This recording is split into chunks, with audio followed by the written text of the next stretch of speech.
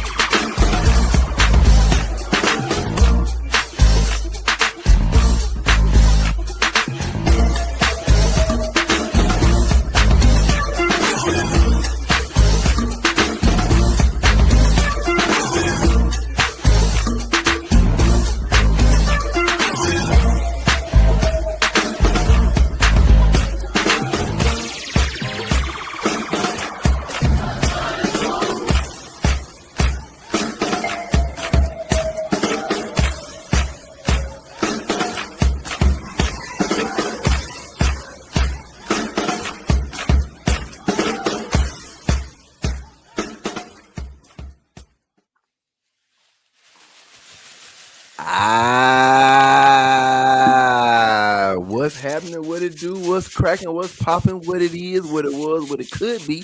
What it can't be? Yo, welcome to Tiger Talk TV. This is Band Sessions with the Boom. You got your boy Terrell Key, aka T Reezy. And it's your girl Danielle, aka Don Yeezy. And you got your boy Toby Johnson, aka Fear Styles. Yo, so check it out. We're back once again. If you have not liked the page, follow the page. Check us out. We're on all of the streaming platforms, everywhere you can find anything with your phone or your computer or mobile device or device where you type in a name and we pop up. We are on Spotify. We're on Google Podcasts. We're on Apple Podcasts. And wherever you get your podcasts. And we're also on YouTube. But when you go to YouTube, make sure you hit the subscribe button and click the bell, ding, so you can get the notifications every time we post a video, go live, do anything, any notification, because it all helps the cause. That's I love Jackson State University. Hey, make sure you tell every Tiger that you know so they can come on and join in with the show. I mix it up a little bit every time. You know what I'm saying? Toby, do Every time. This is the remix. The remix. So listen, yeah. I'm glad. I'm sorry. I asked y'all. I said, what it do? How y'all doing first? Because I got something I got to share with y'all, and I'm excited to share it. Go ahead. I'm doing good. Well, I'm excited to hear what you excited to hear to share. You're excited about the excitedness? Yes. I'm excited about the excitement. We've been talking to each other for like 25 minutes backstage, like preparing for the show, and you ain't said nothing. And now I'm like, I said I wanted what the rest of the show going? I wanted to wait because I wanted to talk about the last show that Band Sessions with the Boom did on Tiger Talk TV that I was not a part of. Y'all shouted me out. I feel so special. It was so wild looking at you guys do the show. And I'm like, I got something I want to say, but I'm not on the screen. So I just got to keep watching the show. Yo, I want to give y'all major props. When I tell you I thoroughly enjoyed watching YouTube do that show. And what the show was, ladies and gentlemen, if you just tuning in, if this is your first time, Band Session with the Boom did a reaction show. Like the Boom did this thing what they call rock sessions. So you think about jam sessions for musicians, think about rock sessions for the Boom. Rock sessions, ROC. We'll get into that another time. But anyway, Toby Danielle did a reaction video to the tunes that the Boom played for their rock sessions. And when I tell you it was so amazing, entertaining, y'all, let me tell y'all something. I watched that video probably like 3 or 4 times, maybe 4.5. So yeah, so I just wanted to talk about that. I just wanted to say I really enjoyed it. Like if you have not seen that video, plus the other 46 episodes that we've done prior to that one, maybe 47, go check. I had to Google it. You did. You Googled it. I had to Google the Roman numerals. Thank you, Corey. Googling Roman numerals. Thank you, Corey C, for keeping the Roman numerals going. Shout out to Ken Clark. Shout out to TD. Shout out to all of the Tiger Talk TV family. Shout out to the KC 1400 Media family. Yo, so that's what I wanted to share. I wanted to share that I really enjoyed the reaction video. Like to watch that and to watch you guys, like, because I was not able to attend, but it was like I was like, oh. I want to be on the next one. Oh, I can't miss it. It was good. So Oh, that was cool, y'all. That was cool, y'all. That was cool. That like literally, I had to say that. I had this. I've been waiting to say this to y'all Appreciate for it. so. I appreciate that, man. I appreciate that. Like coming from you, like being a part of the Mm-hmm. family, it means a lot. Because it was last minute when you was like, "Hey, I can't do it," and then it was like, "Do we do it?" And then it was like, "Okay, let's go ahead and do it." And Mm-hmm. like, you take that 3-pointer, and it was fun. It was It natural. It was. felt fun. Like even in the pre-production, like when we were sitting here and talking, and I was like, "Hey, can you do this?" And you're like, "I do this. Okay, I can pull this together, and we'll do this." And it was so natural and something Yeah. that you think would take a long time. It only took us about 45 minutes Mm-hmm. to end up doing that. But like, shout out to Jackson State University, Sonic Boom of the South, for reposting it. Yeah, for sure. That was major for us Yeah, because yeah. it Shout put out. us in a brand of people that's never seen band session with the boom. Like we know our numbers, but like when we see that, it's like, oh, it's expanding it. And when we see Mm-hmm. it's like, oh, they enjoy what we're doing, and it's expanding the history of Sonic Boom of the South. And when you see those numbers, you see those people that have never known about band session with the boom. Then they're going back and they're looking at episodes, so you see a tick in the numbers of previous episodes because they didn't know anything about it. So thank you to Jackson State Sonic Boom of the South, the media team, the people that's running their social media, because that pushed that episode for. We're doing more of those. Like we have ideas right now. We Mm-hmm. talked about doing a whole season of of reactions of, and we calling it fast forward until you see blue. You know, like Hey, so what you say, buddy? no. Yes, fast forward to you see blue. So Danielle said that on a previous episode. So Yes, major shout out. That was like that's gonna have to be like I think we talked about this somewhere. We was yes. like you got to make that a segment. Fast forward to you see blue. Yeah, Yeah. like Had we're not to. even looking That at was the other dope. band. We're not even looking at the other band. We fast forward until we see blue. You know, like, and we're Mhm. gonna critique our own school, and we're gonna give them props for everything they're doing. It's great. Um, Yeah. but can I want to give another shout out before we move to this, because this episode is so exciting to me. Can we give a shout out to Jason Thornton, WT? Yo, Ali. Sure. Yes, Jason Y'all, Thornton. Can y'all, I y'all say? might know him as Ale Boombaye. Yeah, Ali Mumbaye. And Yes. Ali we've done like a Mumbaye. couple episodes with our new Intro. um Intro. intro. Mm-hmm. You know, Hmm. Terrell, he created like the visuals of it, but we went some weeks back and forth with Jason. Jason created the track. And he's passionate about Jackson State. He's passionate about the sonic boom of the South. His son was a former drum major of the sonic boom of the South, and it just sounded like us. It's a bounce beat, but Yeah. it has a cadence in it. What he did, we appreciate that. And so, like, it's a community, it's a band community. We can't do this without you guys. And he contributed. He reached out and he was like, "Hey, I got something I think y'all need to hear." And we heard it, and we thought it was fly.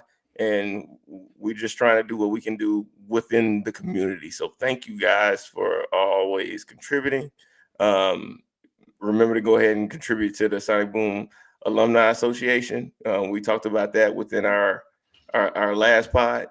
Just keep contributing, guys, because it's all to help the cause. What Terrell always say, That's the I love. D I Jackson State love. University. That's what's up. That's Yeah, I what's up. want to piggyback off of what you just said about Jason Thornton's contribution to our intro, the track. There's a story behind that. I understand. I would love to hear Mhm. that story one day. So, why he Let's do chose it. that song and the things like that. Maybe we'll hear that one day. I don't know. Oh, Oh yeah, we'll get there. We'll get Yeah. I there. agree. Yeah. Shout Yeah. out, Jason. Most We definitely. appreciate you, man. Look, pom pom Appreciate it, check. Jason. Yay. All right, y'all. Ale, boom, bye, yeah. All right, y'all. So we're gonna get into it, y'all. So I got the pom pom. So when we pull the pom poms out, it's time to bring on our next special guest because what? All of our Oh, Ooh. guests are special. they Hey, are but we all gotta special. fine tune our sensory apparatus on this one. Yes, we do. Ooh, Oh we my gotta God. definitely hold on. Let me find the button. There's the button. It's fine. Hold on. All Fine right, tune there your it is. It's sister ready. apparatus. All right, ladies and gentlemen. Ladies and gentlemen, I just did it. I just fine tuned it. Ladies You and fine gentlemen. tuned it. Ladies and gentlemen. Yes, I did. Ladies and gentlemen, boys and girls, our next special guest coming to the stage, God. Mr. Dowell Taylor. Let's Woo! go. There you go. Hey, they don't believe it, but you They gotta don't believe believe it. it. Dow They don't Taylor is believe here it. in the flesh. Right Mr. Dow here. Taylor, how are you, sir? Absolutely wonderful. Oh, So first and foremost, before we go on, let me say thank you, thank you, thank you for spending your time, taking some time out to spend with us and coming on to the show. I can't wait to get into this. We're gonna have a good time. We're gonna have some conversation. We're gonna have some laughs, and we're just gonna talk about some stuff. You're gonna teach us some stuff. You know, we're gonna learn. This is like class. I feel like it's like class. Like people that I don't know. Let's get into it. So thank you, sir. I appreciate you 100%. Well, certainly. And I would like to say to you guys that I'd like to commend you.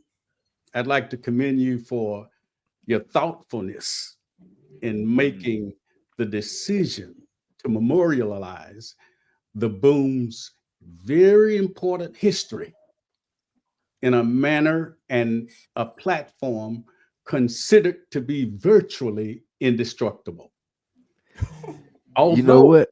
some of our reflections and recollections may not always perfectly align, this platform allows us all to experience the eclectic collection of personal memories and perceptions of boomers we have never met and who come from many different eras with an unbreakable bond to their directors, as it should be. And by now, I'm sure you have learned that everybody's era in the boom was the absolute best era, hands down. let's I go. feel that way about mine. That was Mhm. 1972 through 1976. And Mr. Taylor. thus, the beauty and importance of your program. For at the end of the day, from pre 1948 to the present, we are one boom family. We have all stood on the shoulders of those who came before us. And this means that we will always be the Jackson State University Marching Band, affectionately referred to as the sonic boom of the South. Can we Hold add on. that to the intro? Let's add that to the intro. Oh God, my God. Oh, Mr. All right, listen. Taylor. So hold on. I'm sorry. Everybody, Oh please my forgive me. goodness.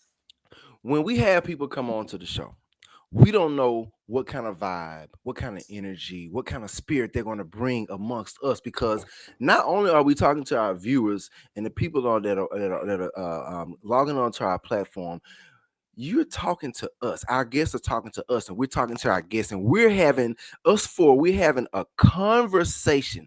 We don't see the people out there that are watching us. We don't know if we're going to get 80 views or 800 or 8,000.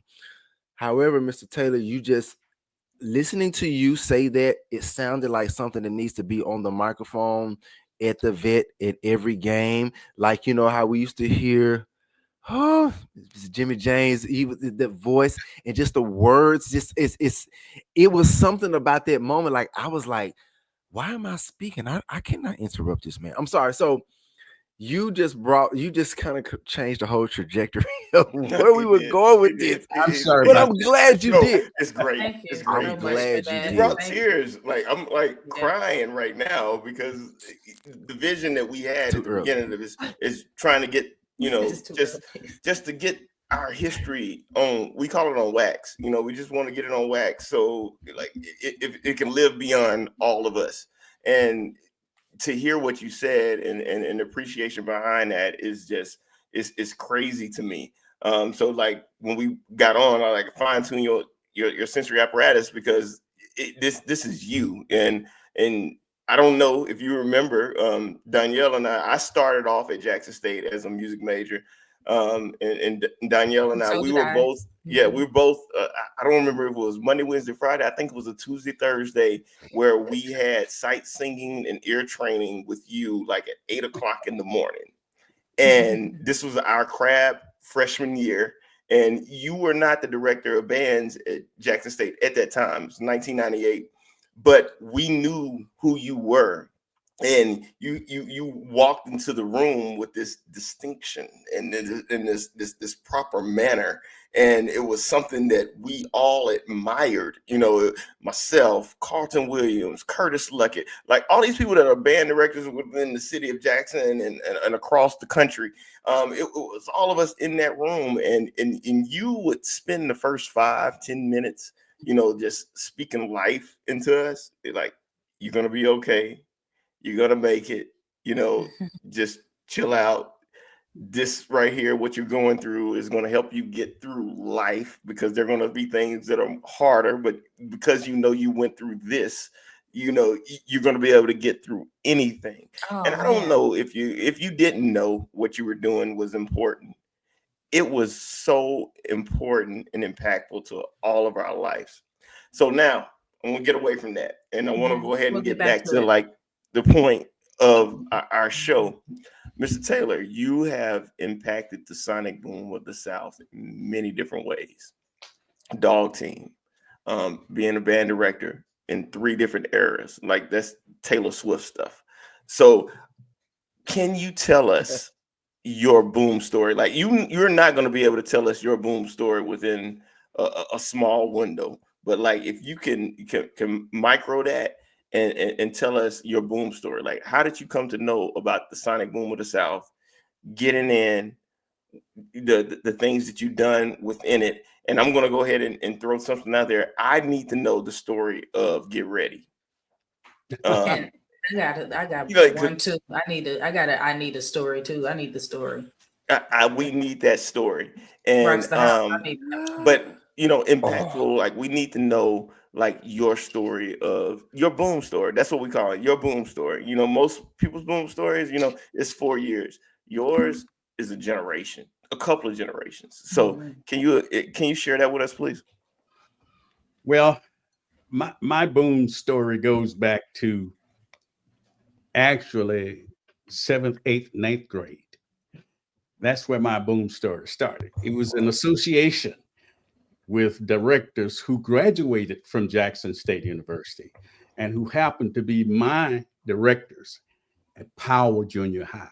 Wow. Moving on through until we got to integration, and they put us all asunder. And that was in 1970.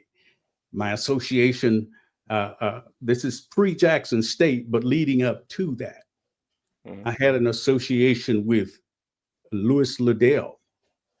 Louis Liddell was actually my 10th grade teacher. He was bright-eyed and bushy-tailed. Just coming out of college a few years. That's funny. And we had him for one semester before we moved into integration and went to Callaway. And if you know Louis is excitable. He's very energetic. He'll throw a mouthpiece at you in a minute. And as a matter of fact, one of his stories was he walked in the band room one day, and I was fighting. I was fighting with another tuba player. I think his name was Howard Donald. And Louis walked in. Lord have mercy. That boy took out a paddle, and he hit me so hard on my butt that dust came out of my pants. Ever since that day, we developed a relationship of respect and admiration from that day forward.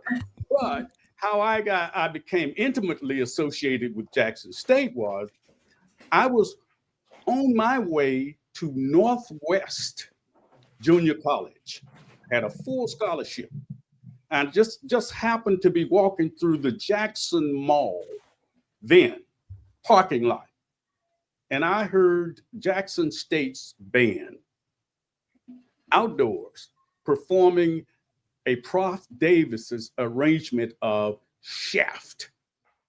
Mm. My life was never the same. I gave up the scholarship to Northwest, came to Jackson State. And we were from Callaway High School then. Two of us in particular, we were some bad boys on the tuba, but we came to Jackson State University and we started there. When I got to Jackson State University, one of my fondest memories was crab night. Now Crab night. they don't say that word anymore. They don't like for you to say that word, but it was crab night was an innocuous experience at that point. It wasn't as we know it today. Mhm. I remember all of the tuba players huddled up in a room in New Men's Dorm. I don't know what they call it now, but it was New Men's Dorm. I told the guys, one of the guys left out to get something. I said, look, man, if you go out now, you're not coming back in here. But he went out anyway. So he came to the door. There was about 16 of us in the room, and he was knocking on the door. I said, leave him out there. We told him not, leave him out. One of the guys got sentimental, and he went and opened the door. You know, that's our crowd. That's our crowd, brother. Let's don't do him like that. But he had instructions. Anyway, they went and opened the door. And when we opened that door, 45 upperclassmen rushed out. Over. Rushed out. And one in particular, his name is Lindsey Horton. Used to be the chief snare drum. Sensei. Yeah, he Sensei. came in, he grabbed me right here, and I couldn't do anything but say, okay. And we walked down the hall, went into a room. The drum major was sitting on top of the bed with a crown hat on. He's the king. Now, that's where I have to stop the story. But that was one of the funnest nights. I had a lot of fun that particular night. I do remember blowing out lights that I never quite accomplished, but we had a good time. Nobody got hurt, nothing like that. And of course, the class before me now, they got their heads shaved, everything. It was a whole lot of fun. But then, gradually things changed. And the last story that I had was when I came into Jackson State's band, I wanted to be an arranger right away. I didn't want to wait. I had a junior high band that I was teaching in the 8th grade. I was giving them parts. I didn't know what I was giving them, but they sounded pretty good. Right. And so I started in the 1972 band. If you write an arrangement as a freshman, the upperclassman will give you an evaluation. And so I was conducting. I was just conducting my piece with my head down. It was called "You'll Never Get to Heaven If You Break My Heart." And I had my head down, and the sound was getting thinner and thinner, thinner, thinner. I looked up. They were balling up my paper. They were balling up my arrangement and was throwing it back. That's the way they did back in those days. Yeah. That was some type of fun to have that experience.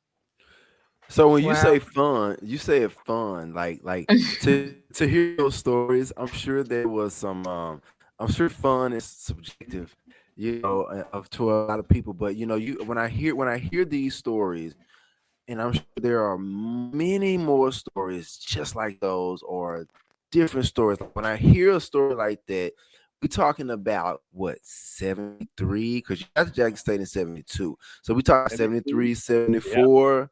That's right. So I hear those stories and we talking, man, that was a long time ago. And so we talking about these fun memories that just never leave your mind.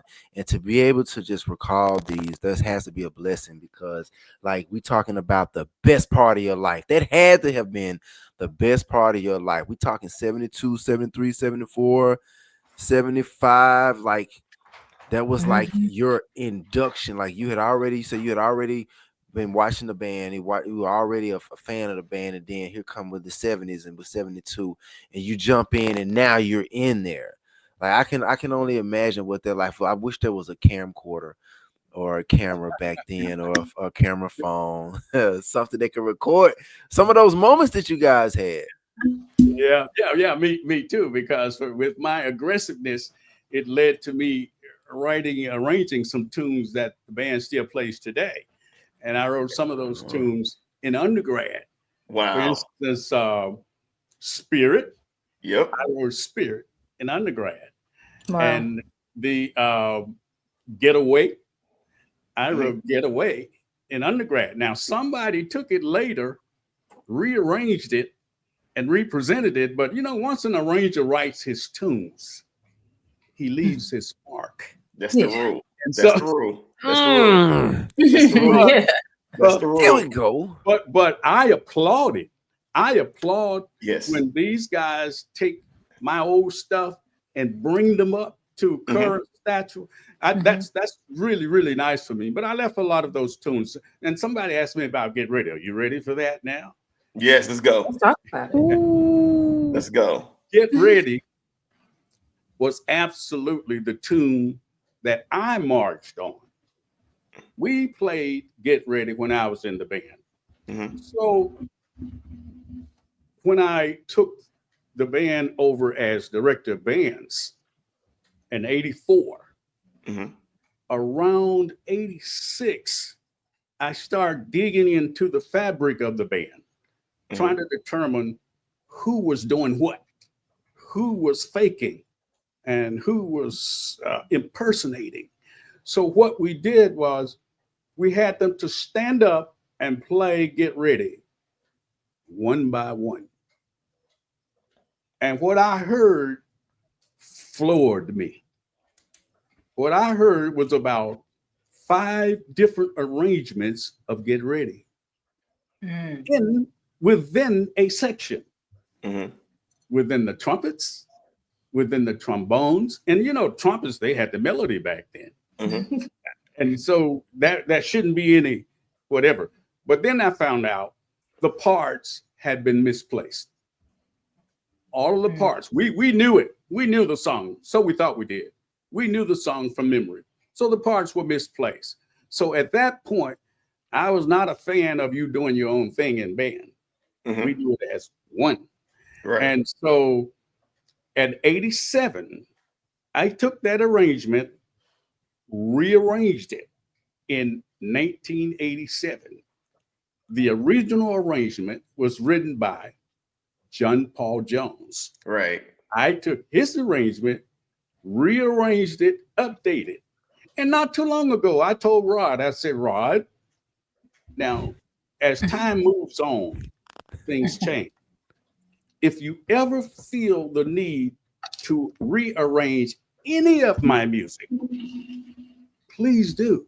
Oh, please do. Update it, whatever Rod told me. He said, there's no need of fixing something that's not broken. Get ready, not broken. So they're still rolling with that, although they had some new short clips of a new version of Get Ready. Yeah. Right. So what do they want to do? But that's the story behind Get Ready. It's a very straightforward story. Awesome. Love it. What's the story behind Rocks the House, though? Since we're talking about I love Rock the House. I was quite mischievous then, and all right, come on with it. When this is a safe space. This is a safe space. When Gremlin, I believe, I heard Gremlin play that, and the bass line was so infectious. It just pulled me right in. So I really wasn't thinking about stealing from Gremlin. That was never on my mind. I just liked the tune. So I wrote the tune. I did a lot of those tunes from my head. For instance, they played the show. I did the show from my head way, way back. It's never on paper, but we performed the show way, way back. Wow. But it's now a staple. Yep. The Rock the House thing came from, I decided I wanted to include that as a part of our repertoire. And I had to teach our audience the tune. I had to teach it to them. So I got the cheerleaders involved. I had them, I had some big old pieces of plywood. One with J on it, one with S, and one with U. And I taught the band. This before we put it on the field. We practiced in the stands. The cheerleaders, when we said J, the cheerleaders would push up this big sign J. J, S, boom, U, boom. And then next thing you know, they didn't have to push it up. The crowd was responding from the stands. And then I said, okay, band is ready now for the field. It's ready for the field. And the rest is history. If you notice, Grambling will never play rock. They never play it. Never. It's ours now. Yeah. Well, we are co-owners. It was nice execution. I'm trying to find the original version before Grambling. It's out there somewhere, so I don't feel bad. Okay. That it's is a awesome. term of endearment for Grambling and Jackson State. That's how that happened. Wow. I going back, we in previous episodes, your name has come up a lot on the Aravon, on my sister's episode, on Officer Levine. Those episodes, your name is constantly coming up because you are a major staple when we're talking about going to a game and having a game day experience. It's not a game day experience if we don't hear Get Ready, if we don't hear Rock the House, if we don't hear Spirit and Glad, all of these things that you've brought. When we're looking at the band and when they're marching, the swing and sway, we give credit to you for just making sure that that's a staple of Jackson State University. When we look at them now in 2025, when they're in a Rose Bowl parade and they're doing the pass review and they're doing the swing and sway, and it looks amazing. What Dr. Rod and Kevin and all of them are doing with that program is amazing. And you put your staple in those people as well. When we look at that, it's like, oh, Dowell Taylor's imprint on the Sonic Boom of the South is still there. I'll tell you this, in 1988 Grambling game, that was one of the games that I first remember being at when we were in Grambling, and you the band playing A Piece of My Love. I don't know if you wrote that at the time. You wrote that? That song is the reason why I decided to go to Jackson State University. Like when the tubas dropped, boom, boom, boom, boom. That right there was like, oh, this is something that I need to lean into.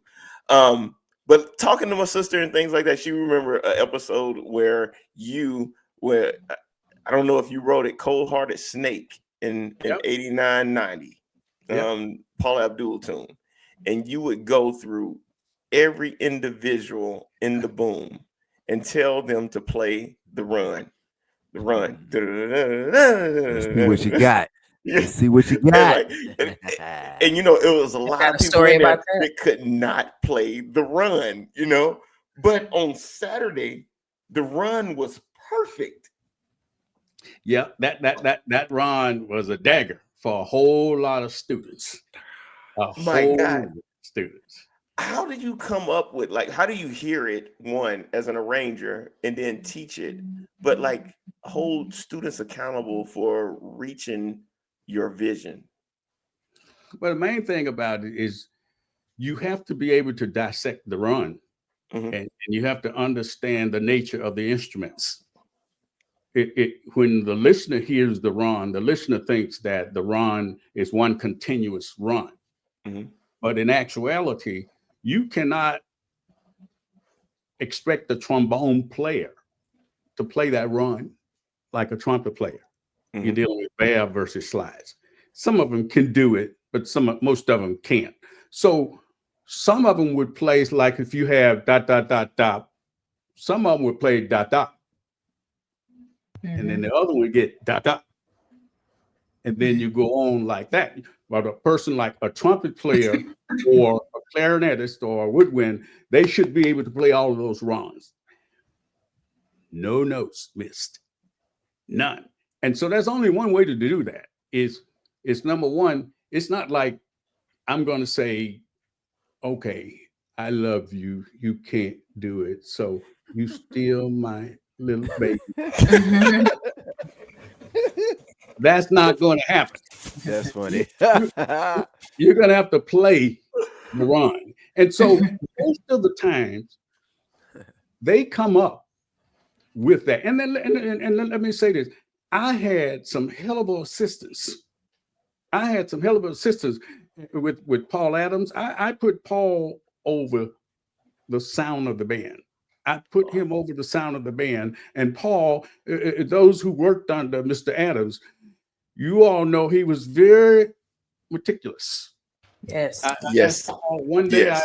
I said, Paul, listen, I'm very timely.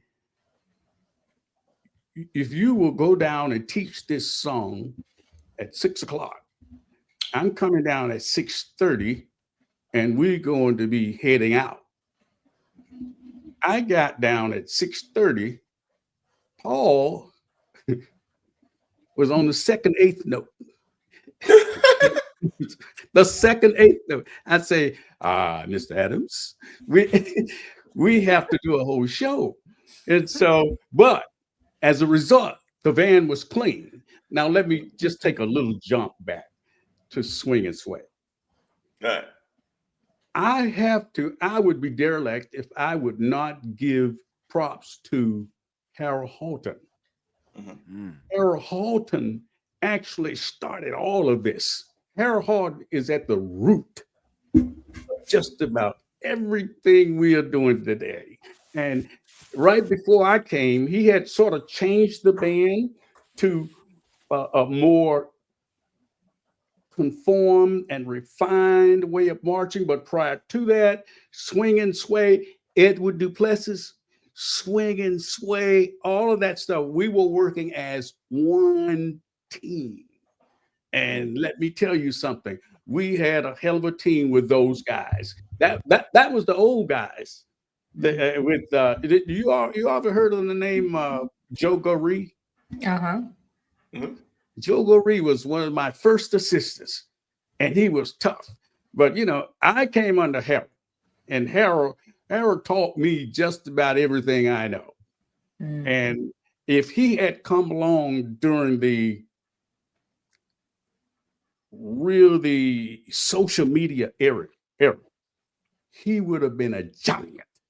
Mm. When I say a giant, because the man was a computer before computers. Oh, He had so much in his head. If you look back at some of the old things, nothing that we've done since Harold is new. Now we put our wrinkle on it. We changed things. Like for instance, I changed the style of the drum majors. Yeah. All of that stuff was based on Harold. so it sounds like man, Harold Halton. Yeah, no, I'm gonna stay on topic. So, all right. So, I'm sorry, Danielle. You were saying you said something that made me think about something, and my mind has gone like two different places. You had mentioned Danielle. You had said something. You said there's something that you wanted to touch on that Mr. Taylor just said, and I don't want to go too far from that because that's important. Rocks the House or what? It was it Rocks the House? It was after the Rocks the House. It was something that he said that you said, yeah, I want to talk about that because it was something that because I had that same thought, but I can't remember exactly what it was. But it'll come to us. It'll come to us. It'll come back. It'll come back. So, Mr. Taylor, so I think about so there's something that I wanted to kind of maybe fast forward to. I think this was like in the 80s. We know that you got there in 72. I was looking at your bio, and like your bio is very extensive, and it's very detailed, and in some of the things that you're saying. And like just talking to you now, I'm getting some in-depth information of those stories about that timeline that's on your bio. But there was something we had Lieutenant Kevin D. Levine on. Kevin D. Levine, he came on, and of course he talked about his time there at Jackson State and how he's a product of Jackson State, like he was born on the campus. So True fast blue forward to JSU. yeah, true blue JSU, and he praises you all the time. But he shared a story with us. He shared a story with us about when Earth, Wind, and Fire they came to the vets and they set up high to listen to the boom, and you didn't know that Earth, Wind, and Fire were coming. He spoke on there was a performance that the boom was trying to go to, and the boom was trying to raise some money and needed some funds to get Trying to there. go to Southern. Baton Rouge, yeah. Baton Rouge, yeah. That Trying was to get to Baton SU. Rouge. Yeah. So Wasn't in the budget. I wasn't in the budget. so Right. so that story really was interesting to me. So I want to hear that. I want to hear a piece of that from your perspective. Lieutenant Levine gave us his perspective, so I would love to hear that. Me personally, from your perspective. Well, I tell about you, that. it was actually a glimpse into our future. Oh, When this young lady, back in those days, bands just didn't have enough money to travel. We had to choose our trips. We had to pick and choose based on budgetary constraints. And so we always want to go to Southern because Southern is a back and forth situation. They always tend to edge us a little when they come to our place. We tend to edge them a little when we go to their place. yes. So it's a back and forth thing. We can't afford to miss a year going down there, and they can't afford to miss coming. But that year we were short, and this young lady was hanging around the band a lot. She was hanging around the band a lot. I couldn't quite discern her relationship. She had such an interest in the program. She was so fascinated. And then I actually realized that the lady had a little pool. She had a little pool. That's why, you have to treat strangers like they might be Jesus one day. Right. Oh, Right. I tell people that all the time. you might be a Jesus. You have to be really careful who you give a drink of water or who you deny a drink of water from. So we looked up, and she was deeply embedded with Earth, Wind, and Fire. Deeply embedded. I don't know what we were playing, but they were so attracted to what we were playing. They actually came up and sat up in the stadium way over somewhere out of the way. And let me tell you something. I was floored, but I wanted to follow up on that. I wanted to get on the stage with Earth, Wind, and Fire. I needed to do more, but something happened at that point, and I don't know if it happened to Maurice. I don't know what happened, but the relationship did not develop. Now, we went to SU, but the relationship at that point just did develop to a point where I thought we could have. I thought it was a fantastic thing just to know and talk about and brag about. And it gave us the idea, wow, we could be on a major platform one day. And it actually did happen. It happened in several ways. It happened. Mr. Taylor, we haven't talked about a lot of your tenure. Like we haven't even embarked onto your band director. We've mostly talked about your first era, because you have 3 eras as a band director, and all are impactful and needed. But when we're talking about the first era, because I do feel Terrell Daniel, we got to have him back on for 2-3 more episodes, because it's hard to bring his career into one 45-minute episode. Yeah, because I got questions about before Right, first right, era. right. You We know, got but we I'm got looking time. at where our band We is got right now under We got the Dr. time. Little, who you was his tutor. Kevin Johnson, who you were his tutor as well. You know, like we all, you know, Danielle and I, we've taken classes under you, but like when we looking at your first era, just a couple of highlights. Motown 30. You guys did NBA All-Star Weekend. You guys did, you know, I'm in Florida right now, and one of the biggest Martin Luther King parades in our area, but across the country, is in St. Petersburg, Florida, right across the river from where I am. Like being able to do that, I look at it now. I don't think that without those events, without you know BET and you guys being on BET every weekend, I don't see the Sonic Boom or the sound. We just a regular HBCU band without those events. Was that something that you saw when you took over the band director's position in '84, or was it something that was like, oh, this is an opportunity, let me seize it? How did that come about? Because like I don't see our band being the program that it is right now. We always call ourselves the summa cum laude bands, but like really being the summa cum laude bands. Like we called ourselves before we was that. Like, how did you see that? Well, actually, in my first stint as director, I actually started noticing that BET was very selective about which teams and bands they would show on the tube because it was all about ratings. And I noticed Jackson State, we were on the tube just about every week. Yeah. Wherever we played, BET was going to follow us.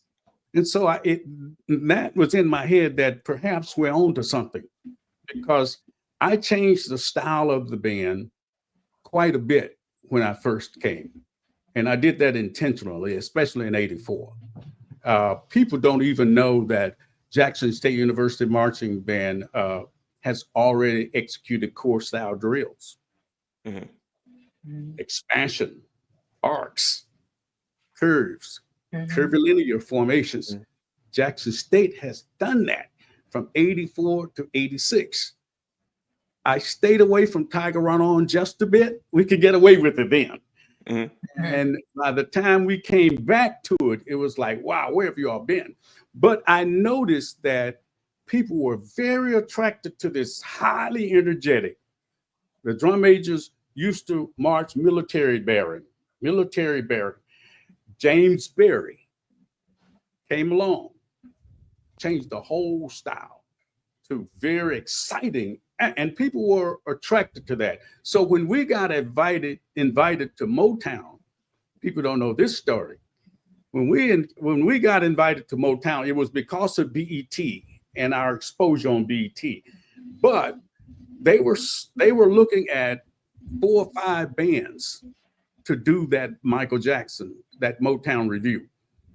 It was Gremlin, Jackson State, Southern, Florida A&M, and it might have been some others. Southern actually thought they had won that selection. It was so ingrained in their head that they printed, if you check out the podium, it was printed in the podium that the Southern University Band was on its way to Los Angeles, California to participate in Motown 30th. Now, I knew I had been selected. Oh man. You said, wait, Mr. Taylor, you said, now, I know I got the acceptance letter. What is this I'm reading? Right. I had the contract in my head. And so I didn't tell a word. I didn't tell a soul. I waited until we went to Southern.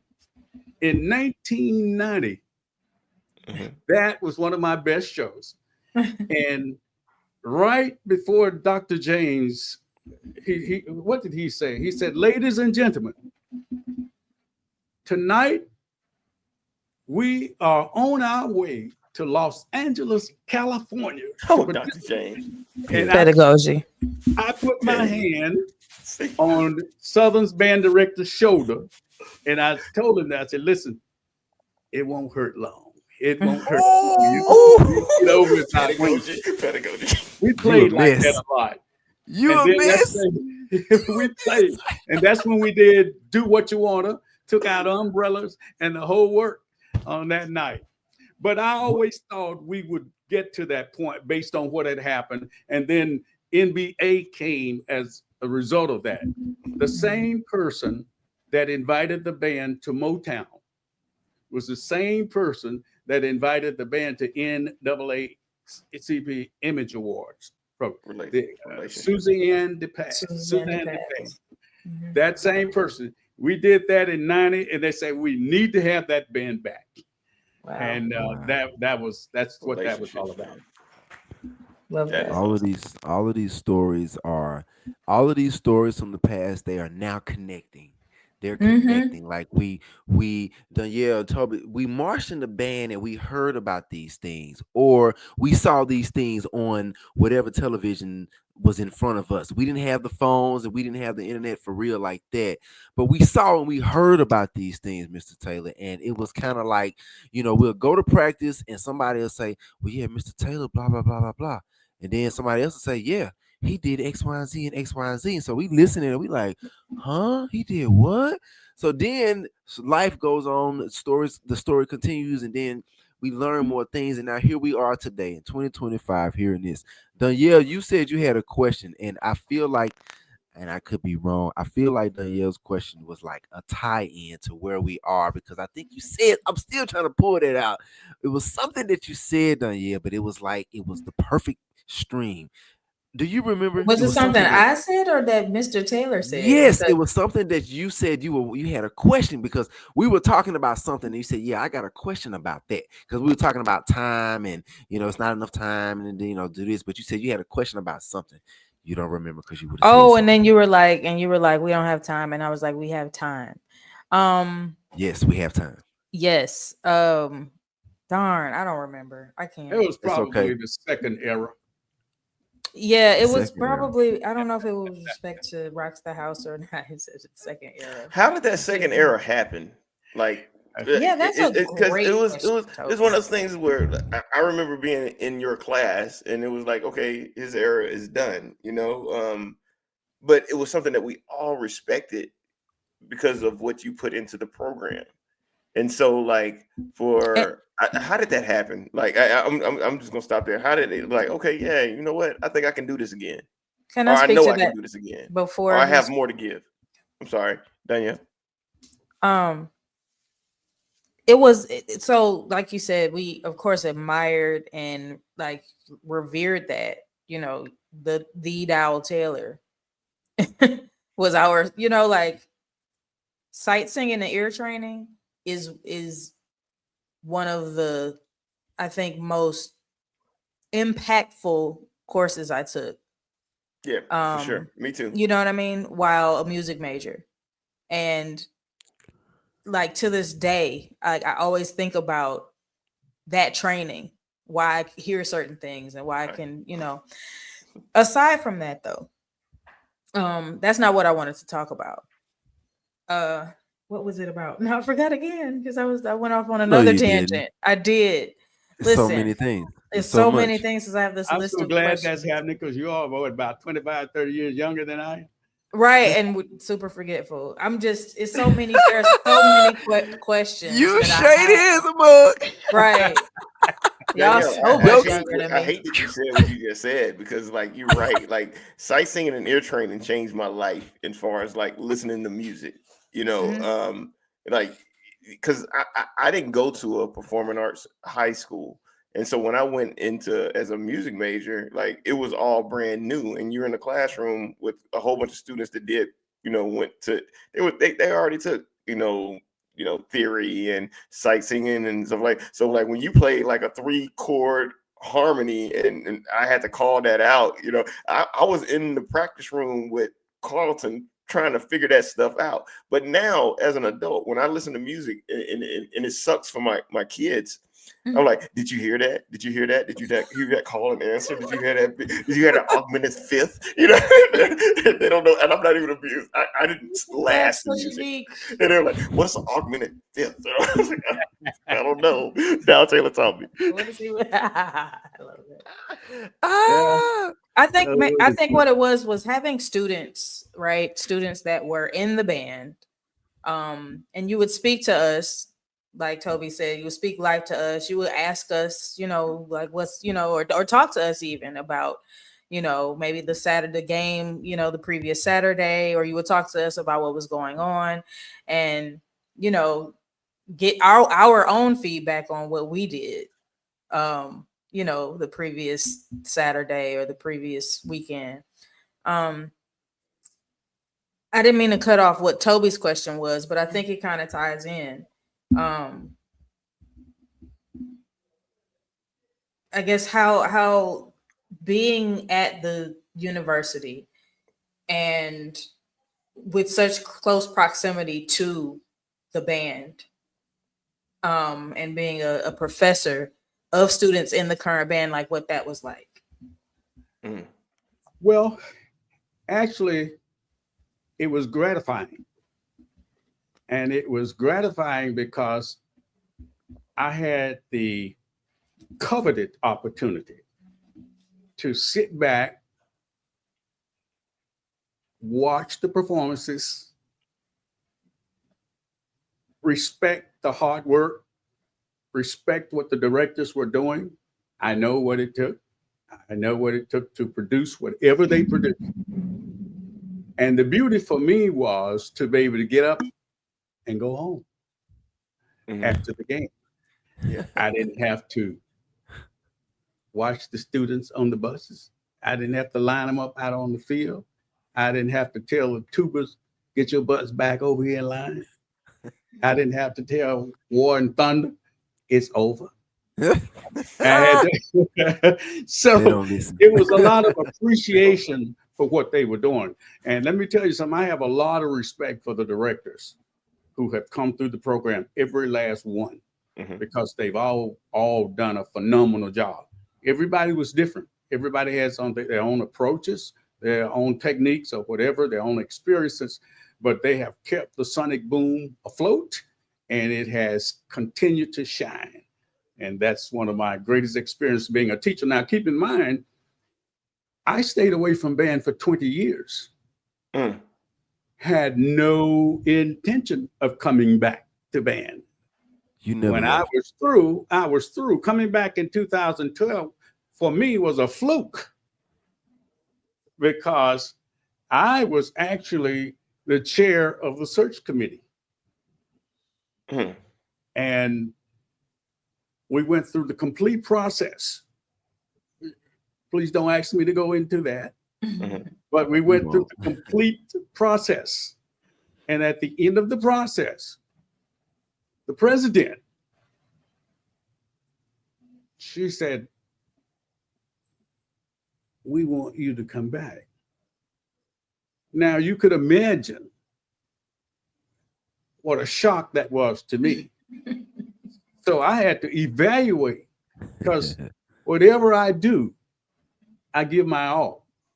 I give 100%. I also had to understand I was 20 years older. I respect that. All right, go ahead, Toby. I got two questions. Greater Mount Olive. I know you're the minister of music there. Calvary. And then, Mount Calvary, yes. And then Dr. Vivian Taylor, who I also had as a teacher at Jackson State. What were their responses? Like, hey, I'm about to go back. You crazy fool. That's real. No, she always supported everything I did. One thing about it, she supported. My son called me and said, Dad, are you sure about that? Do you still have it in you? I said, well, listen, one thing I know about Dowell Taylor, I'm not going to take anything that I don't think I can do. Now, what I want to do, my ultimate goal was to settle the seas. I wanted to get it to a point where we can get in young directors to circumvent the band continually turning over and turning over, turning over. So I went from 12 to 15. I told the administration at the time I would do it from 12 to 15. And from that time, I realized I had a little energy left. I was still active. I played with my jazz bands. I played with the church choirs. I did all. So I was still actively musically.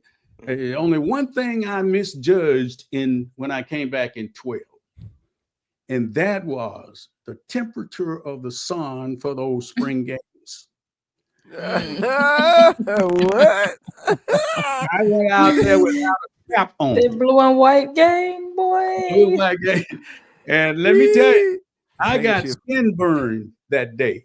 And it stayed with me. Every time I look up there closely, I think about 2012. But anyway, 2015, I had finished my journey. So my goal was to name Rod. See, I picked up Rod in 12. I was at a junior high school doing all city band. And I asked Rod had been through my classes and things. I asked Rod, I said, Rod, warm the band up for me. And so he said, okay, yes, sir, I warmed the band. And I was sitting down just looking through some scores, and I heard Rod working. And I said, who is that? He was phenomenal. Yes. That was before I hired him. And then when that position came open, I hired him into the position as an assistant band director. So I had a war horse. I had a team. I had Loel. I had Rod. I had what's his name? Chisholm. I had a hell of a team with that band. So we went through 212 through 15. So I left in 15. Came back in 17. So my one objective in 17 was to use the next 3 years to ensure that when I left, the band would be in good hands. And I'm proud to announce the band is in good hands. Oh my God. The band is in great hands. And Dr. Rod. In good hands. And see, all those guys were great guys. All of them. Yeah. Wow. Yeah. That's awesome. That's amazing. That's amazing story. to hear that. You know, though these stories can kind of go on, and we probably got about another 25 more minutes, if you will, if you will. These stories can kind of go on and on and on, and it's like it's good to hear some of the behind the scenes and behind the curtain stories that people, you know, never heard. You know, like to hear from Dowell Taylor about how things were like put in place years ago before a lot of these people were even born. So it's like to hear this stuff is like it's so great. This is glorious. It's glorious. To hear that Rod warming up the band. Yeah. The all city band. Hey, warm the band up for me. Like, hey, this guy is warming the band up phenomenally. Like, where do you learn that from? They are warm. They are really warm. Rod was unique. You know, I started the band off in 12, 13, 14. I wanted to put our drills in the computer. You know, I write drills by hand, but I wanted to put them in the computer. So I asked Kevin Jones. Used to be at LSU. Yeah. I said, Kevin, you up on this. Right. Yeah, we had him on the episode. Okay, great. I said, Kevin, put these drills in the computer for me. Kel put them in. The first time I saw my JSU flowed out, everything in motion. I said, this is wonderful, but I'm not going to use this. I mean, I want to use it, but I write faster by hand. Rod came in. He learned the program took off with it. Took off with it. And he reminds me of Prof he has arranging in his head. And Kevin is an up-to-date Dowell Taylor. He is an up-to-date Dowell Taylor. Rod is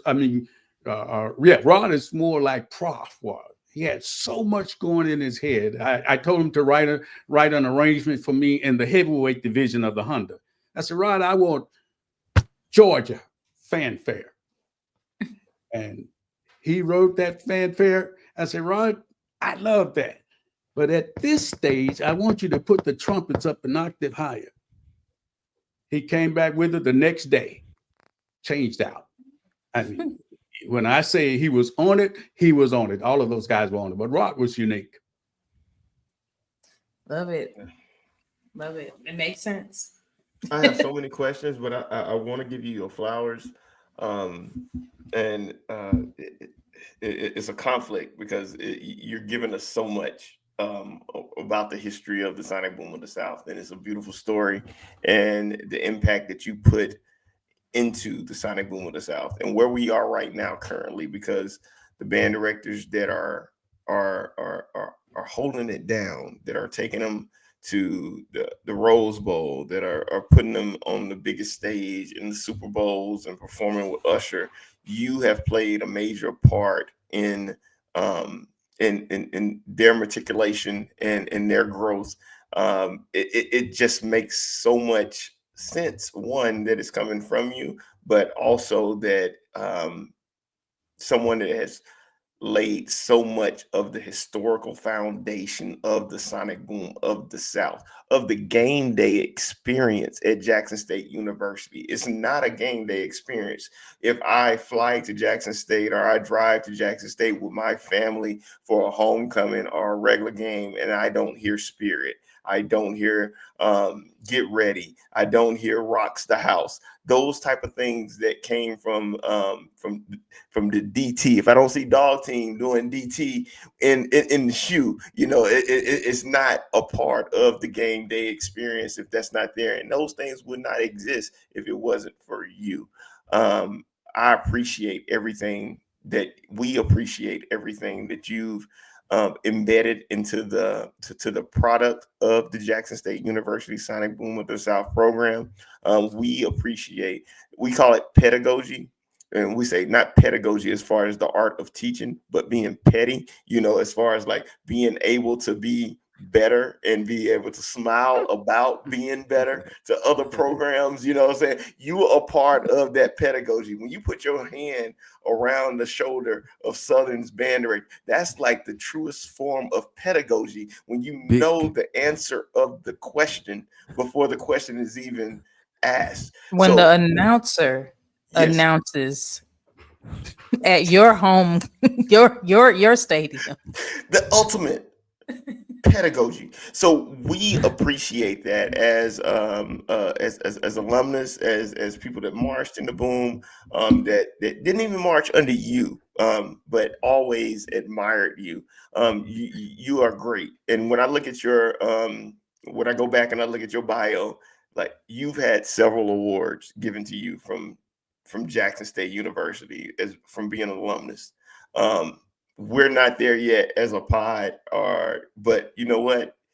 You are one of the greatest alums of the Sonic Boom of the South, and we appreciate everything that you've done for this program. We may not have marched under you, but we have played your tunes. Mm-hmm. We may not have marched into you, but you have made an impact, because we had a private conversation. You don't even remember this, because I was lagging in as being a music major. And he was like, Toby, do you want to be a teacher of music, or do you just want to gig? And I was like, I really just want to gig. He was like, you don't have to major in music to gig. I was like, thank you for saving me, because I probably would have had to drop out, because this was Russell Thomas and theory was killing me. So I appreciate all of your words, and just being able to witness you play with your jazz ensemble throughout the city, and like just witness your greatness. You are an awesome human being, one, but this is a music podcast. So awesome musician, and just being able to spread your power in so many people and have an admiration from so many people even to this day. Thank you so much. And those are your flowers, man. We really appreciate you. Thank you. I listen.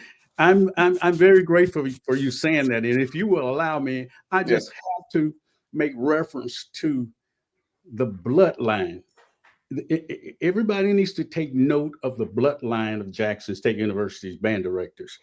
They all come right in a line, starting from even Davis, not Davis, but FD Hall. Nobody ever mentions FD Hall. No. FD Hall was a one-man band. He started it all. He taught piano, he taught bands, he taught trumpet.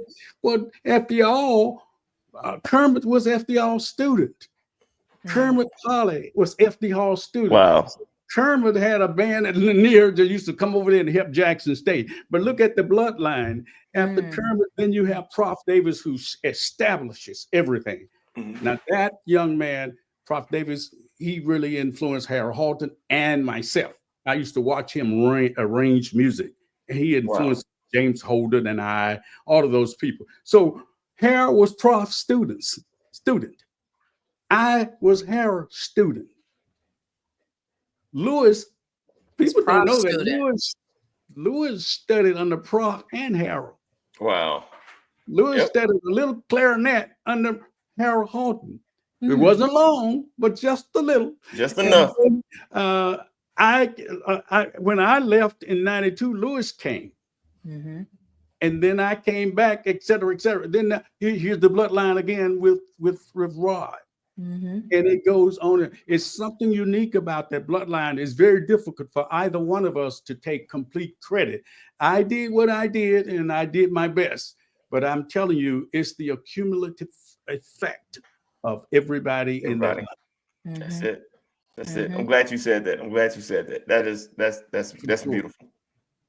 Yeah. You actually, go ahead, Danielle. I just want to speak to the tutelage of the bloodline, right? And you all being students of each generation or era's director of bands, right? And also those students that did not become director of bands or band directors at Jackson State, but that are out in the world, across the country and across the world, who were taught by these band directors, right? And so it's a whole thing in terms of the lineage and what's out there, what's in Memphis and Atlanta and Texas and, you know what I mean, New Orleans, and how that all comes back to Jackson I run State. across it all the time, Danielle, all the time. Students have nothing to do with music,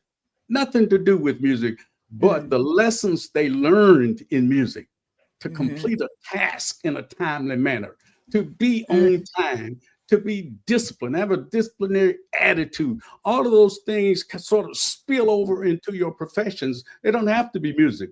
I talk to two students who are in my band every day right now, Tabitha Corley and Letitia Williams. All of them are Letitia Williams.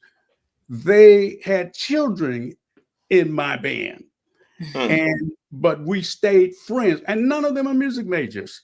And we have so many of them. Kevin Levine, for example, well, one of the best. I pulled him in right away when I came back. I said, "Man, keep your gun now. Keep your gun, because he'll be right there as one of my bandmates." We're gonna need you, Doc. That's awesome. I'm gonna need you, boss. Yo, man. So we got. I'm looking at the clock, man. The clock. So we got about 10-15 minutes. I'm good. Whatever. You all stop me when you get ready to stop me. I'm good. I don't have anything to do. Then I'm retired. So hey, you know, that's a blessing right there. My mama retired. She just all she does is she does her plants, and her flowers are beautiful all around the house. But I want to stay on the same path that Danielle that kind of mentioned. She mentioned the tutelage, and she had mentioned we're talking about the bloodline, because you mentioned the bloodline. That's really a heavy topic right there, because when you say that, And when we talk about that, like you said, and you just kind of skirt past it, like, yeah, this person was here and this person was there. But when I hear it, no disrespect to anybody, but when I hear that, I say, wait a minute, let's back. Let me share the bloodline from what I know from bloodline for me. Mr. Taylor, my mother and father attended Jackson State University. My daddy played football. He played football with Walter Payton. My daddy passed away. So I kind of just keep that whole story going because that's something that I used to always talk about. It was always Jackson State this, Jackson State that, JSU, football, the band, it was always that stuff as a kid. They used to take me to the games, and I used to sit in the stand in that stadium. 60,000 people over there. I'm looking at all these people, and I'm 7, 8, 9, 10 years old. I'm watching the boom that you were in charge of. I said to myself before I could even press a valve on a trumpet or a mellophone or a French horn, I said, I want to be in that band. So we talk about bloodline. So I fell in love with the boom when you were the band director before I even picked up an instrument. I'm 45, so at that time I was it was 89, 88, somewhere around up in there. 86, 87, somewhere around up in there. So 19. so they would keep going. So then you fast forward. I attended Callaway High School. Mr. Joe Mitchell, Mr. Lewis Liddell, friends. Lewis Liddell, you and Doc, y'all had a connection. I'm sure you and Mr. Mitchell. And then you talk about bloodline. So it's like that bloodline. It doesn't stop. So here you go, Mr. Taylor. You come back way after your time. Your time was really in the 80s and the early 90s. You come back during the newest era, 2012. We got Dr. Rod. We call him Dr. Rod or Dr. Thundercat. Rod is a newer generation. He's a younger generation, and you still brought what you put in the boom years ago to the current scenario, and it is happening right now, 2025. That has to make you feel some kind of way special, man, to be like, yeah, I kind of came up with that 40 years ago. Like that has to be, not just being a joke, not being funny about age, but just like that's a blessing to really be around to see the fruits of your labor. And we were not your band students, but I don't know, man. I get super crazy excited and I get wild and get to rambling when I get to talking about this stuff. And when it I hits me tell you in the head, what, it's kind of like it's crazy. I have mad respect for today's director. Okay. I have mad respect for them because if you notice, if you look back at the old shows, I came in 84. The dances were changing. Mm-hmm. I took the block band. Jackson State had one solid block. Mm-hmm. I took that block, split it up. Yep. Percussion down the middle and the tuba lines and down the middle. Yep. I did that in 84 because I was tired of our students bumping into tubas and bass drums when they were trying to do a dance routine. See, when I was in the band, you couldn't put your horn down or you couldn't stop playing. You were always with that horn. Mm-hmm. So things were different then. If you notice, the crowd was off the chain. They were wow. I mean, and our dances, our dances were 6 minutes long. Yep. We had long dancing, and there was excitement all the way. Mm-hmm. But today's band director deserves a whole lot of credit because they have to produce shows, create excitement in an atmosphere that has been exhausted with band shows. It used to be that if we did a show on BET in the 80s, if we did a show on BET, we could hold that same show, take it out of town next week because nobody will have seen it. Yeah. And so, but now you do a show on the halftime, they have it before the game is over or before the third quarter is over. Mm-hmm. And so to be creative, and this is why every now and then you hear somebody say, well, the bands are just not as exciting as they're never going to be. If you eat ice cream every day, you're going to get used to ice cream. That's just the way it goes. And that's the same thing that's happened to the band program. The best thing for you to do, look good, sound good, be disciplined, be a marching band. Now, marching band, all the way back with all those marches, a marching band first, and then all the rest will come with you. You're not going to get the crowd the way we had them in the 90s and 80s. That's why I would never want to be a band director today. I would support them.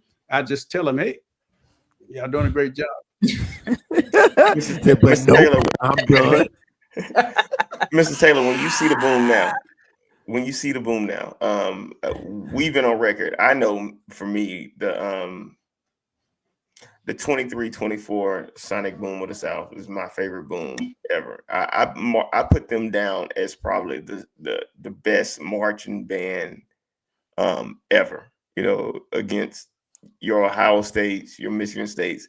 That was a phenomenal band. This year, they didn't take a step back. They just had some regrouping, and it's still a phenomenal band. Great, the rock sessions, just doing doing tunes in the band hall. It's a great band. It's an awesome band. One of the best in the nation. Still the best in the nation. When you see the boom, do you see yourself in it? The current boom? I see myself in the current boom as an administrator. Yeah. I don't see myself as an active participant. Yeah. I see myself as the person who shows the younger directors where the dead bodies are. Mm-hmm. Listen, I've been there. I know if you take a left right there, you're going to run into an alligator. That's the way I would see my job in that scenario. But actually get it. No, if I had to do it, I would do it. But getting in that scenario, things have changed. And I don't have the Muhammad Ali fever. I know when it's time. Mm-hmm. I know when to step away. Yeah. If you can stay in there too long and you end up with Parkinson. So you got to know. I saw Smokey Robinson the other night, and I said, oh, my Lord. Trying to go. It's one of those things. Today's boom is phenomenal. I mean, Kevin has found his niche with the arrangements.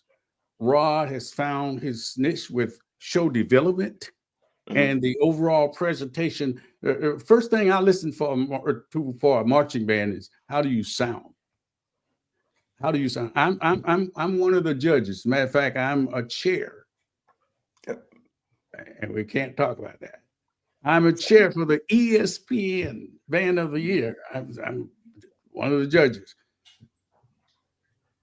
Rod has a band that is just way out there. Way out there. And I look for execution. I look for sound balance. I listen for all of that stuff.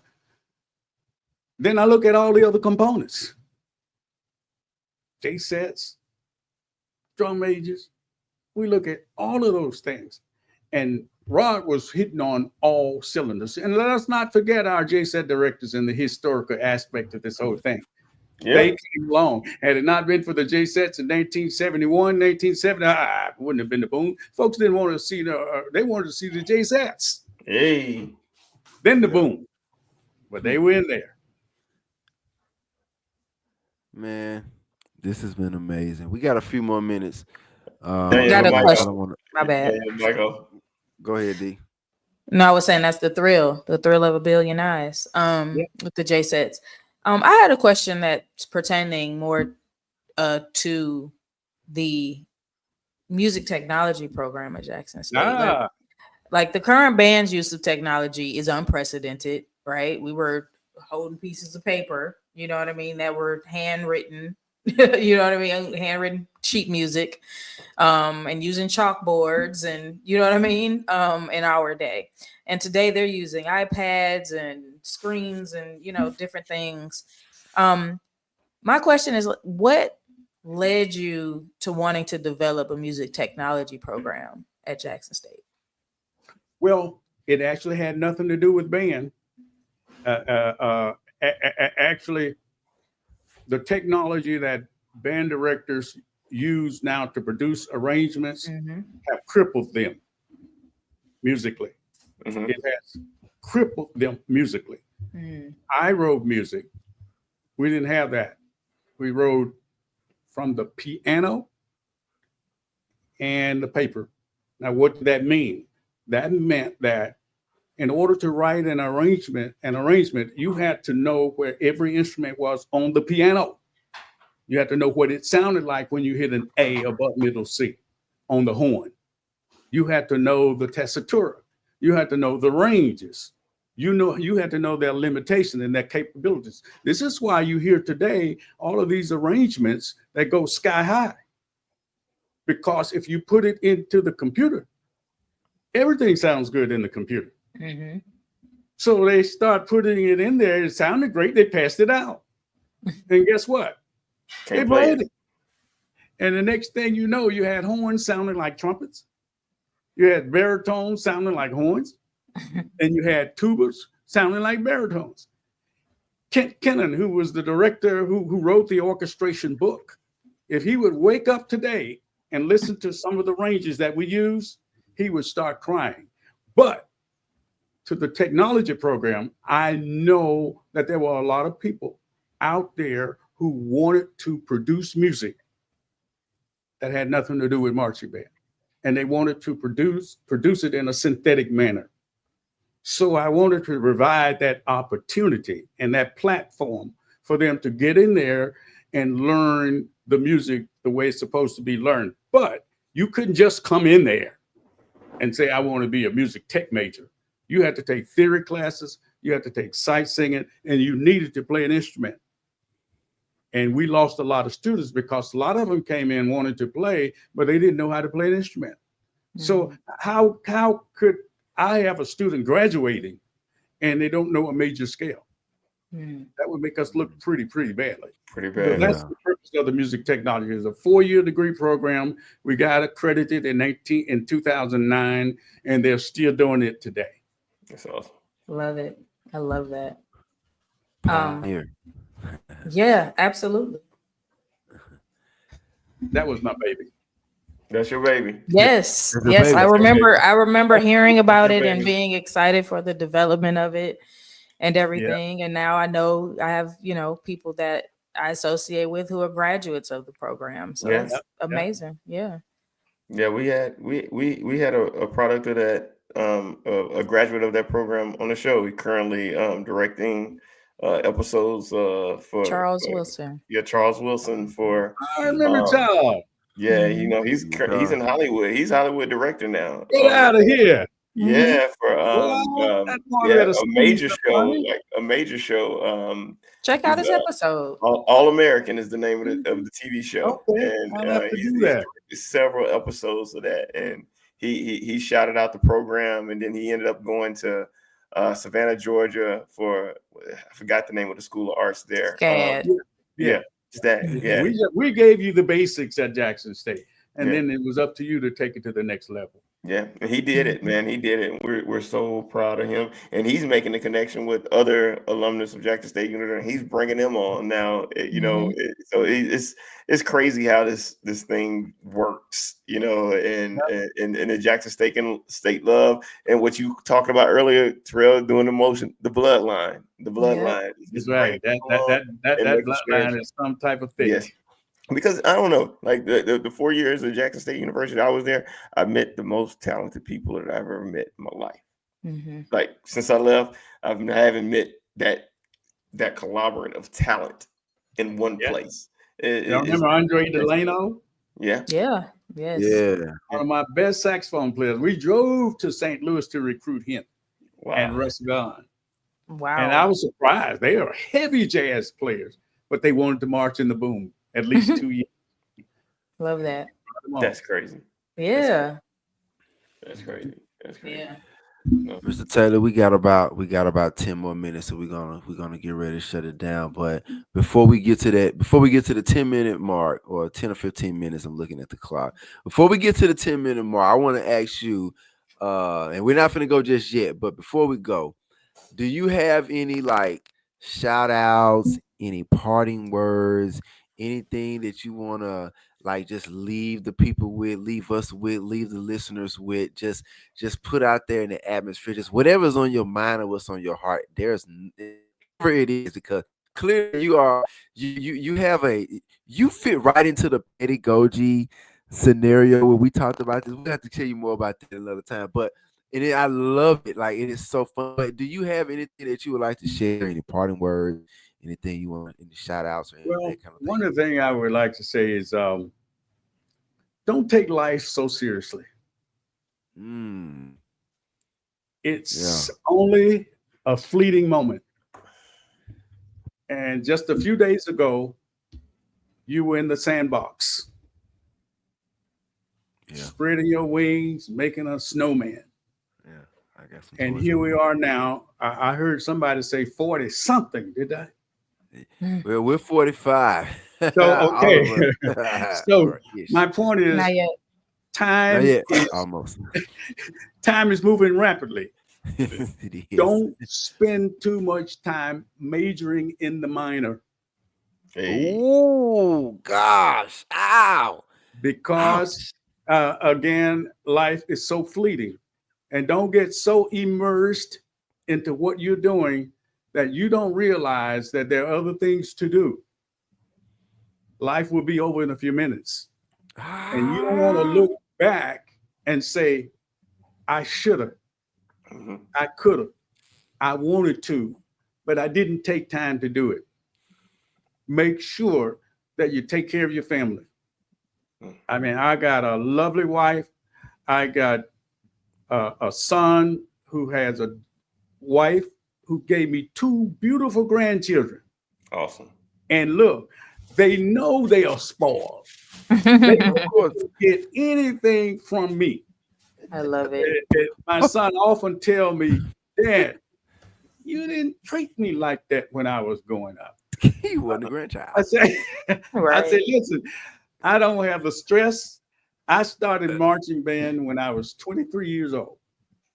I was director of bands at that age. So I've been through the ringer. I've had a lot of fun, but I got lucky. I got fortunate enough to complete some of my objectives.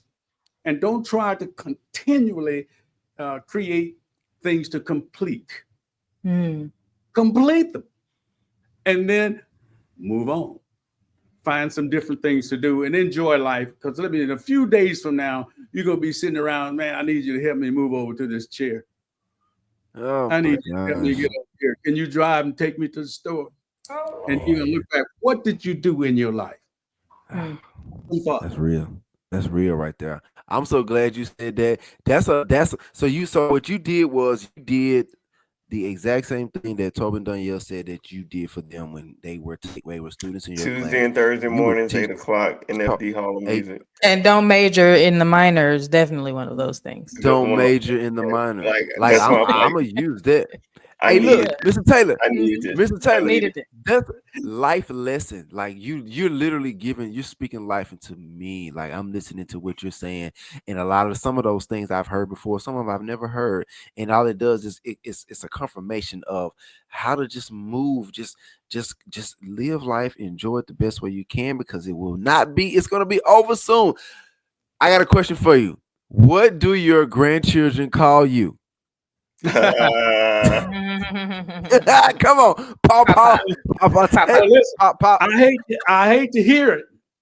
No, you don't. They call me Pop. That's simple. Oh, Pop. Lord. And then now the little one, but they change their tones when they want some money. It changes to Granddad. You know it's coming there. They know you like Granddad.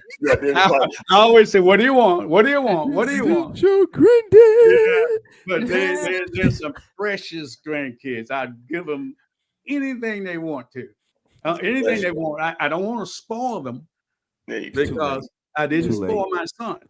I made my son. Well, I made him wear U.S. Kids Oh, gosh. so that he could understand what it means to wear Jordans.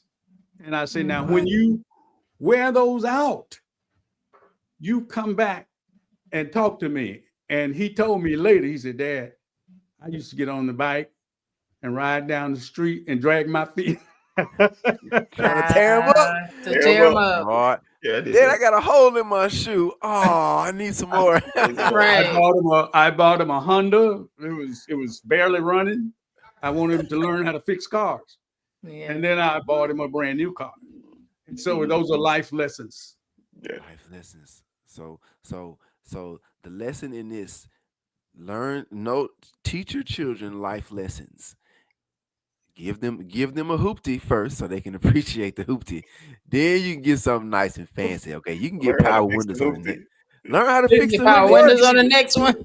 Power windows on the next one. You look manual. You gotta reach over there and roll Yeah, that roll bad it. boy Yeah, down. roll it. You gotta reach over there. You gotta reach over the console if you got an armrest And right there there. was no air conditioner. Oh my goodness. No, we let the windows Mississippi down. Heat. Mississippi Heat. No, Valuable life lessons. Oh, Yes, man. my indeed. gosh, I need Air to see. conditioners, 2 windows, man. Like how fast you You go. never know. Look, we got to get your son on here so he can tell us about the lessons that he learned from you. Right. I want to know what your dad taught you, He boy. was an excellent trumpet player. He was drum major at Callaway, Mhm. and he wanted to come to Jackson State, but he said that was 88. He wanted to come to Jackson State, but he said, I just couldn't come, Dad. You on one side of the campus, Mom on the other side of the campus. Yeah. I just couldn't do it. I said, Understood. I understand. Mhm. He was not going to get away with anything. That's right. Both your parents Ooh, on if the that college happened, campus. Ooh. Oh man. Hey, Mr. Taylor. Yo, this was fun. This was amazing. This was exciting. I'm looking at the clock. I'm like, man, how did the time go so fast? But I feel like we did a portion of what you and I'm gonna speak for myself, and I hope Toby and Danielle agree. I think we did a portion of what you just told us about enjoying life. We spent some time with you. We spent some time that you had to spend with us. So we shared a space for about an hour and some change, or we're gonna probably break the show up into 2 shows. But like, I appreciate you just spending some time with us. Like to just have you in our presence. It's like, this is Dowell Taylor. Like, and you're a staple and a legend when it comes to anything dealing with Jackson State University, not just the Sonny Boom on the South, but just as a professor at the university. So I appreciate you and everything that you've always done and forever, sir. Thank you once again for coming on to the show. Well, thank all of you. I'm steeped in humility. I really thank you. I've enjoyed myself. True Blue JSU. Thank True you so Blue much, Jays Mr. do. Taylor. Thank you. Thank you. All right, y'all. So that's it. That's us. Tiger Talk TV. This is Band Session with the Boom. It's your boy Terrell Key, aka T Reezy. And it's your girl Danielle, aka Don Yeezy. And it's your boy Toby Johnson, aka Fear Styles. And we had our special guests on because all our guests are what? Special. Special. But I would like the special guests to say their name. Mr. Special Guest, who are you, my good sir? We started with the Dowell Taylor. Yeah, you heard that. Hey. You heard Ooh, I'm gonna have to get some sound effects to hit some cheering or something like that. All right, y'all. All right, so that's it, y'all. So thank y'all for tuning in. We out of here. Until next time. Peace out. Don't go to Mr. Taylor. We gotta have the after the show. All right, y'all. Holla.